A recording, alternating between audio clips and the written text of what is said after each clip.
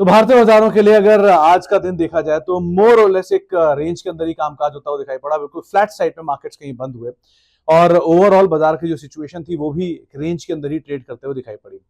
पहले इंडिसेस के ऊपर नजर डाल लेते हैं, जहां पर सेंसेक्स करीब करीब 96 अंकों के आसपास की गिरावट के साथ बंद होता हुआ दिखाई पड़ा।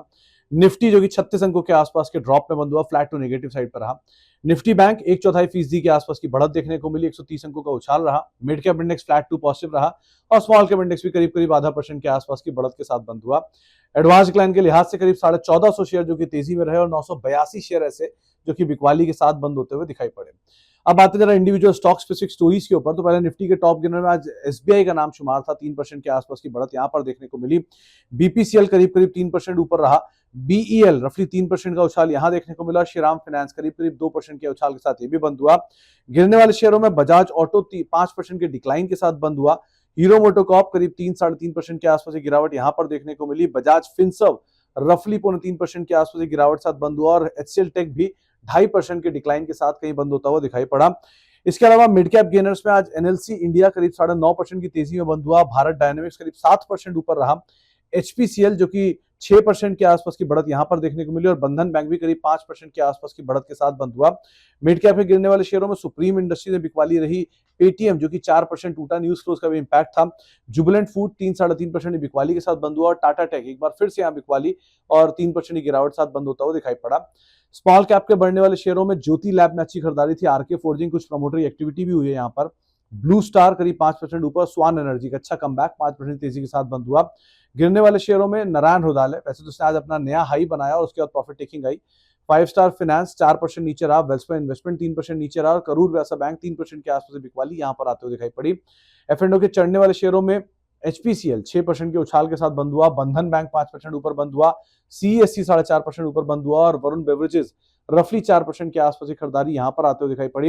एफ&ओ गिरने वाले शेयरों में बजाज ऑटो 5% नीचे बंद हुआ। सुप्रीम इंडस्ट्रीज 5% नीचे बंद हुआ। अदानी ग्रीन में 4% बिकवाली रही और पेटीएम भी 4% के आसपास के ड्रॉप के साथ बंद हुआ। आज नए साल की ऊपरी स्तर बनाने वाले शेयरों में नारायण हृदयालय का नाम शुमार था, 4% की बिकवाली यहां देखने को मिली। एबॉट इंडिया रफली ½ % के आसपास की बढ़त के साथ बंद हुआ। 52 वीक्स लो पे आज एंजल वन रफली 2% की तेजी के साथ बंद होता हुआ दिखाई पड़ा। बजाज ऑटो साल का नया निचला स्तर ही बना और 4% बिकवाली भी देखने को मिली। एशियन पेंट्स एक बार फिर से नए साल के निचले स्तरों पर पहुंचता हुआ दिखाई पड़ा। बैंक ऑफ बड़ौदा रफली फ्लैट टू नेगेटिव। बॉश करीब करीब 1.5% के आसपास की बिकवाली यहां पर आते हुए दिखाई पड़ी। ब्रिटानिया ½ % नीचे, बिरला सॉफ्ट ½ % नीचे और डाबर करीब करीब 2% के आसपास की बिकवाली के साथ बंद होता हुआ दिखाई पड़ा। तो यहां पर साल के नए निचले स्तर हिट हुए। आज ये तो रही आज की बात। अब जानकार मान रहे कल के लिए भी आप बाजार में बिकवाली करके चलेंगे और करीब करीब 22,250 के आसपास अगर आपको इंडेक्स मिलता है तो वहां पर आप बिकवाली करिए। 22,400 एक स्टॉप लॉस मेंटेन करिए और 22,000 के आसपास के आपके टारगेट्स रहेंगे।